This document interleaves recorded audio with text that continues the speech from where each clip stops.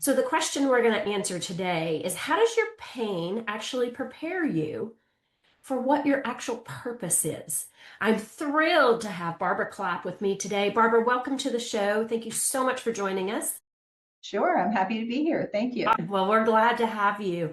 And I love this conversation we're going to have today for many, many reasons. I think all of us have a story, right? And depending on how we respond to that story can really help you align with the purpose of your life. And so maybe share a little bit with us about how you personally have taken your pain and actually, you have a movement. You're doing a lot of beautiful things. So give us a little bit of context of how you got to here. Absolutely.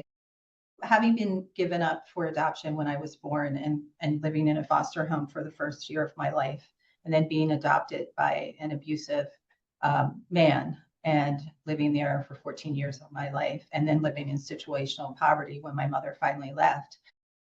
During that period of time, had to become very courageous and resilient. And, I was told that I was ugly, I was stupid, I was fat, I wasn't worthwhile. And I realized that there's plenty of people in this world that have that same journey Yeah. for different reasons, but they do have that same journey. And I made up my mind when I was very young that I would do something to change people's lives that had the same journey as me. And I think I'm wired to be resilient.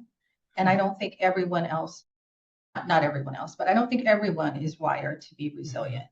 And that resiliency can be brought about if you believe in someone, right? So I made up my mind that I was going to try to get as many people as I could to yes, and be willing to try and have courage and move forward. And that's how that happened. Wow. So interesting that you say that because I just had this conversation yesterday with a colleague of mine, and we were talking about endurance and resiliency. And when you were just saying that, what I heard was your uniqueness is your will to survive. And really, life is not going to defeat me. And that's what I just heard when you said that. So I got goosebumps when you were sharing that with me. So thank you. And thank you for the work that you're doing because there's a lot of situations in the world, as we all know, where it's abusive. It can be physically, mentally, emotionally. And as human beings, like that's not what we're wired for. And we can't stay in those situations. And you growing up in this abusive home, but today you're lifting entire families out of poverty. You're impacting the healthcare crisis.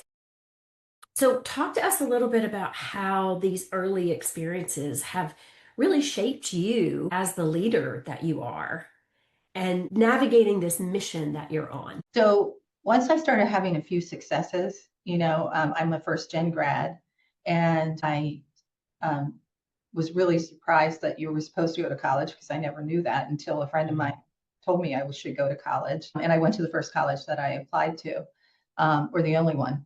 And then I think that win led to another win that led to another win. And I realized that, if you don't get that first win, you're not going to be able to move to the next one.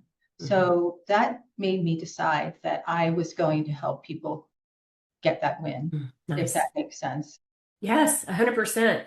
And I find women in particular, we often don't recognize and don't celebrate those wins. Sure. And right? And so I love what you're saying that you're helping people to, actually recognize when there is something for them to celebrate. And it can be micro, it can be macro, right? But really acknowledging what you have accomplished, even making that decision that I'm going to help as many people as I can to never be in this situation again. Those are huge moments to really celebrate in my mind, right? And I think you're right. It's almost like a dominoes. Once you recognize it, then you can't unsee it once you see it. That's that is so true. I love hearing that because I hadn't thought of it that way, but that is true. And we see it with our what we call Dwyer scholars in my CNA workforce program. My head of case management says once you get our Dwyer scholars, to a yes and a win, you can't stop them. And we offer them upskilling opportunities so that they can keep increasing their family's income and their financial stability. And they want more and they keep working at it. And to watch that is remarkable. Yeah. Yeah, it really is. And you're giving somebody hope, right? When they may have been living in situations where you feel like you're trapped or you're stuck in this situation and there's nowhere to go, you feel hopeless. And so the work that you're doing helps people to actually see, yes, there is another way. That's correct. And then when they find another way, particularly women, then their children are Yeah. able to model that behavior. We serve some of the most underserved communities, and we choose to do that. They're the harder to get them to where we want them to be or we hope they will be. Yeah. And it's got to be their hope as well. But we choose these most underserved communities because the ripple effect of getting them to that win is so remarkable with their families, with their neighbors, with their whole communities. And we see a celebration whenever we have a big graduation, which we have one this afternoon. It is an incredible celebration. And a lot of our Dwyer scholars, they bring 12, 13 people to their graduations. Oh, amazing. And, people yell and scream for them and dance in the aisles. Mm. There's so much joy. And often it's the first certificate in a family, not a graduation from a college, a certificate. And this joy that the entire room sees begins to multiply. And, when I first started this nonprofit, I thought to myself, well, where am I going to get people? Because the workforce crisis in healthcare in all the different sectors is real. And I thought, where am I going to get people? And then I started, going to other nonprofits and saying, send me people. And now I have a wait list in almost every state I'm in because the people see this person advance as a CNA and then keep going, and then they get in line. It's incredible. That's amazing. That's amazing. I love that. And so people are now coming, and I love that you probably can't keep up with the requests that you get. It's amazing. We knew, or I knew when I started this nonprofit, that you can't just be trained to be in a job. You can't Mhm. just be trained to be a CNA and then you get going Mhm. because there are so many challenges in the way. Domestic violence, tradition of not seeing work modeled, lack of childcare, lack of transportation. And I knew that we needed to marry this workforce training along with wraparound services and then comprehensive case management. And we've done that. And that has really taken it a step further for people to be able to be successful and keep moving on their career path.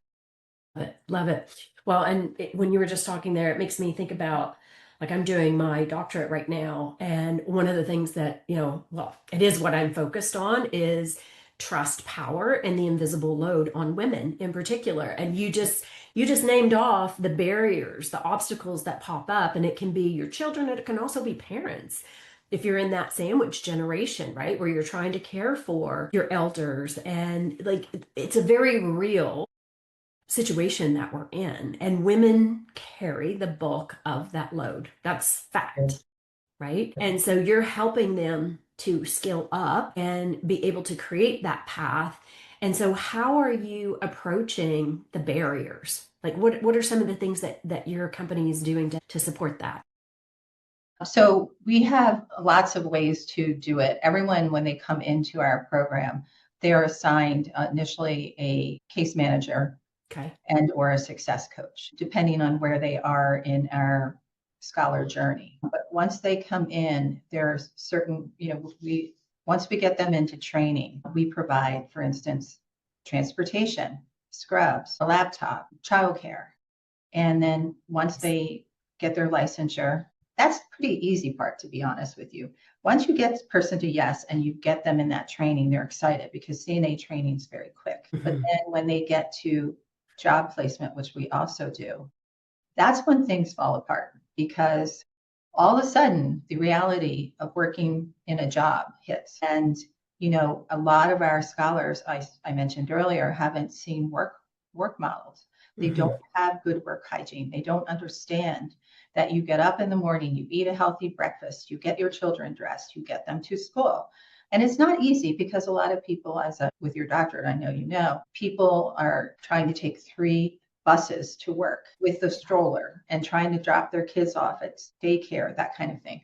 But what we really do there is with this case management, I think that is the game changer. It Hmm. actually helps people now understand what is expected of them. And for instance, we just had one yesterday who we hold our employer partners accountable, and we talk to them every 2 weeks and say, okay, you have 20 of our scholars. Are you having problems with any of them? Okay. And they'll say, well, Mary was on time for work all the time, but she's no longer on time for work. And we don't know why. But Hmm. Mary didn't know that she should tell her employer that her car broke down and that she's Hmm. taking 3 buses to work. And so then their case manager will call Mary and say, why are you late for work all of a sudden? Hmm. And that's where the answer comes and say, you need to go to your employer and share that. And that seems simple, but it is not a common thought process for somebody Yeah. that's never done it, right? Of So course. the case management, then we offer this whole upskilling path where people can go to med aid and all the way up through LPN, RN, and BSN, and a lot of other things. We have a whole resource center. We have a thing called Launchpad where people can take courses on financial literacy and all kinds of things that you take for granted that these scholars have not been exposed to. Yeah. Yeah. Well, and that's amazing because again, it goes back to once you see it, you can't unsee it, right? And so it is helping them find mechanisms to be successful. And I'm imagining like that example you just shared. I'm sure there was a little bit of fear as well that, oh gosh, I'm late. And does that mean I'm going to lose my job, right? Like, but not knowing how to come forward with that conversation and the communication skills I think it's foundational. It's very important that people understand that transparency needs to be there, and that goes on both ways, like the employer and the employee. That is true. But because we're doing it this way, retention rates for scholar CNAs in the country are very low in the first year, sometimes between 17% and up to 38% in the first year. Okay. Big churn. And if we're controlling the employer partner and having this relationship with the employer partner that we have, our retention rate is anywhere between 84 and 94% Wow, for huge the first. difference. It's a huge difference. And it Yeah. just shows you that if you give people a little bit of support, they can achieve their goals. Yeah, love that. So we have a lot of female listeners, right? And I think, what I'd like us to talk a little bit about is if there's someone in our audience listening in and they're in that survival mode that you talked about, right? Whether that's emotionally, financially, both, what's the first mindset shift that they need to start to make so that they can start to see possibilities? And I just want to add to that audience, like, you may have someone in your life who needs to hear this episode. So, you never know. So just all I'm going to say is share it so that people know there are resources, there are options. Sorry, Barb, I'd love to hear your thoughts on, where they start with that. So I think the biggest mind shift is I deserve better than this, and life can be better than this.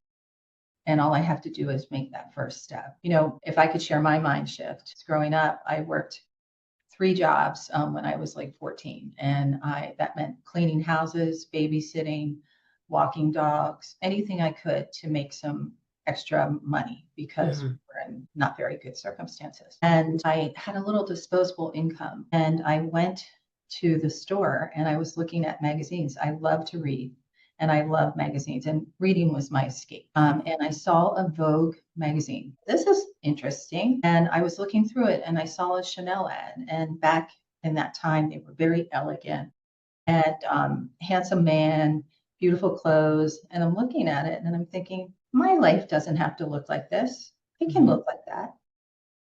And that was my shift.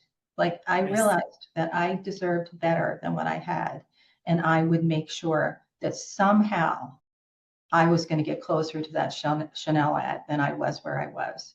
And I started a vision board back in the day, and I would tear out these ads and hang them in my closet. And, I would tell the listeners, like, do what you need to do to get to that place. If it's create a vision board, if it's to read supportive literature, if it's to have a friend tell you you can, but Mhm. you can. Yeah. Yeah. That's such an important shift, I think. And where I would add to that is if your best friend was feeling like they weren't worthy, what would you say to them, right? How would you lift them up? And there are people in this world who want to keep you playing small because it is to That's their advantage, right? It that's makes them feel bigger, better, whatever, but that's also sad in its own right that somebody feels they have to do that. But it is that internal validation. And what you said just a few minutes ago, it's like take that one step. What does that look like to move you closer? It could be a tiny step, but take one step that at least moves you closer to what you really want. absolutely. And I have this like little philosophy that for every down, there's an up, and for every up, there's a down. I Mm, like this cyclical, and you're going to hit the down parts, but you have to keep in mind that there's ups and keep dreaming and aiming for that up. absolutely. Absolutely. Well, and I know you've helped lots of people who have felt invisible, that they didn't have a voice, they didn't have confidence. So, what does giving voice to the voiceless truly look like in practice? So I can tell you the way I did it. And as a young person, when we were still living with the abusive man, I loved animals, and I would see strays and Mm, I'd bring them to the house and I'd hide them in our stairwell, and I'd feed them and try to find a home for them. mm, And animals in my mind are voiceless, right? They clearly don't have a voice, but they also don't have control of mhm. what happens to them, really, necessarily, dogs in particular, or cats. But anyway, I started thinking, well, I can do this for animals. So I can do this for other people too. And once I started working, I joined the Board of Social Services for the state of Maryland. I joined the Homeless Board. And then I also started a company before this and had it for 18 years, which was a national communications company. And one of my focus sectors was nonprofit. And I could give them services at a lesser rate and then also use my knowledge to help them position themselves and grow. So then I could do that. And then when I sold my company, I thought, this is my chance to actually do this myself. And I was fortunate to be offered this opportunity by a very visionary person who said, I want to change the healthcare staffing crisis and improve the lives of individuals. And I'm like, I'm in. Wow, Yeah, that's amazing. That, yeah, truly, that is amazing because you're impacting a number of things all at the same time. And that ties back to being that, like, what's your purpose, right? So you've really come full circle and aligned your values with that purpose that you have in life. Vicki, I had this, I look back now, and when I was, younger, I had this feeling that I was going to do something really cool. And it took a long time to get there, but I just knew that I would get to do something really cool. And what I do now is a blessing, truly a blessing. I started it from nothing. And in 3 years, we've trained 12,000 people to be CNAs. That's amazing. Yeah, we're in 7 states, soon to add 5 more. So maybe talk a little bit about that, Barbara, because for our listeners, like I know you're based out of Maryland, but you do cover many states. Where are you? Like where are all the different locations you have? We're in Maryland, Texas, Florida, Delaware, Pennsylvania, upstate New York, Kansas, and now this year we're moving into West Virginia, Georgia, North Carolina, South Carolina, Chicago, and probably will be in Colorado. Okay. Wow. Very good. Great expansion. I mean, 12,000 people in 3 years, like that's serious impact. And so It the is. compassion that you have that has probably changed the way that you lead compared to traditional leadership styles. So maybe talk a little bit about how that has shaped you as a leader. So I do lead with kindness, and I make sure that people feel seen internally as well as, I want people to be seen that are my Dwyer scholars, but it's really important to me that the team understands that I know their names, I know their children's names, I care about them, I understand what their dreams are. So I know some of my younger people aspire to get their masters, and I'm trying to find ways to do that and help them do that. I think my leadership style is democratic, fairly democratic. I more visionary, and then I expect that people will do what I ask them to do. Mm. And they do. Amazing. Amazing. I Love give them the that. chance too to grow. Yeah. Well, it sounds like it. I mean, and the company is growing, across the nation, which is phenomenal. And the need that you're impacting is so great, right? Like it's so hard to find people for healthcare, for caregiving, even, right? Like I'm going through that myself with my mom because she's in Tennessee and I'm in Canada. And, trying to find good people to I love how you've taken a situation and really had significant impact. So if you could look back at all the things that you've overcome, what would you tell the younger version of yourself? And what would you want to tell the women who are listening who, might feel stuck in these hard stages or seasons of life? So I would have told my younger self, which I sort of did anyway back Yeah. then, was like, something's going to change. Something's going to change, and you're going to do something significant. And I told myself that all the time. But I also I'm a risk taker, and I run this nonprofit like it is a corporation, not a nonprofit. And I would say take risks because your rewards are so much greater. Great risk brings great rewards. It can keep you up at night, but it also brings so much opportunity. Love And it. women that you're mentioning that are stuck, you got to take a risk. It's not just going to come to you. You have to make this decision, and it could be hard. It could be leaving your home with an abusive relationship and moving to a shelter so you can transition. It could be 1,000 things, but take that risk. Yeah. And I think the message I would say there is you're worth it, right? Do it. Do it for you. If you have children, do it for your children. Change the dynamic, change the situation. So if every woman truly understood her strength and potential, what kind of world do you think we'd really be living in now? It's a loaded one, I know.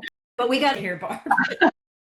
I would say that we'd be living in a more fair and equitable world. I think that there would be more emphasis. I'm speaking in generalities, but I know a lot of women, and the women I know, they care more than many men that I know about um, equality, fair pay.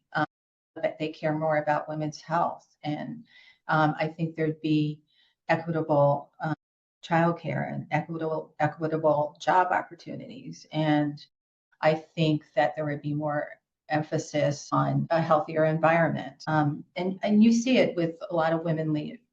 Conflict. Conflict would be, I think, handled in a lot different way.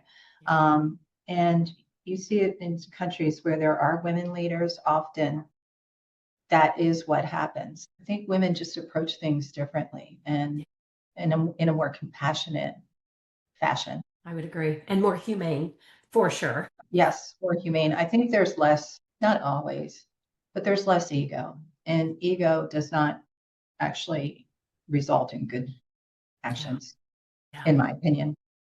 Well, most of the time, the ego is the enemy, right? It Because it's very self-serving. And often, when someone has a very high ego, it's because they are very insecure internally. And so it's a way to lash to make others feel small, right? Because it makes them feel bigger. Equally, men and women can have big egos. But yeah, I agree with you. I think that we would have a much more equitable and a stronger collective in general Yeah. because we do look at things differently. We look at things more, and I'm blanketing this statement, but we do look at things more holistically. And what is that ripple effect? If I move this to here, then how does that cascade? What does that do to everyone, right? And you're doing that through your business, right? One person Yes. at a time. And then what is that ripple effect?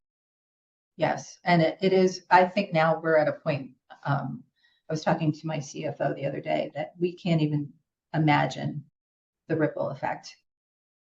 I don't even, it would be hard to quantify, but that ripple effect. But yeah, I think that I love men, but I just think we think differently. Yep. Well, we need both, right? Yeah. We need both. Absolutely. But yeah, we need to be harmonized better. So, Barb, anything that we didn't talk about that you think we should talk about before we wrap up here today? Actually, I've really enjoyed our conversation, and I think you touched on a lot of things. I think that if I could leave the listeners with anything, would be, take risks. I truly believe that would move you in a way that might make you much happier than you are now. Believe in yourself. Yes, believe in yourself, because honestly, if you don't believe in yourself, who is going to? Yeah, exactly. Exactly. Yeah. And you are worth it. I think those are key things from what we've talked about. Take the step, take a risk, right? You can always change it. If it doesn't work, you can always revert and do something different, but take a step. Right. Yeah. Right. And you can always change it. You can always do something different. We've gotten people into our program and they trained to be a CNA and they got to that yes. And then they realized they didn't really love healthcare and, took a job at Kohl's as a manager. But that person also has said to us, if I hadn't done that first step, I wouldn't have become this manager at Kohl's. So you can change it and there's still opportunity there. Exactly. Love that. That's a great way to wrap up our call today. So if people are looking for you and they have additional questions, how can they reach you? Where would they We find have you? a website and it's Dwyer Workforce Dev, DEV, not all the way development, Okay. dev.org. And Awesome. please just reach out because we want to train more people. And if you're in the states we're going to, we'd love to hear from you. Awesome. Awesome. Barb, thank you so, so much for your time today. This has been a great conversation, like very inspiring. And I am super grateful for your vulnerability and, sharing just the journey that you've taken and how what you went through aligned with where you are today. And I mean, I know it wasn't easy, but that's such a beautiful story of how you've changed things and believed in yourself. Thank you. Me too. Me too. And audience, thank you for chiming in today. We really are grateful that you continue to listen to the Will Talk podcast. Do share the episode. Go on our website. We have a free leadership quiz for you. It gives you lots of insight as to how you're presenting yourself in the world. So take that free quiz. Doesn't cost you a thing. Anyway, we're grateful that you continue to chime in. Have a lovely day, everyone, and we'll see you on the next Women in Leadership Talk podcast. Thank you for joining us for Will Talk, sponsored by Women in Leadership Empowered. To learn more about our programs, please visit www.willempowered.com. We look forward to seeing you in our community.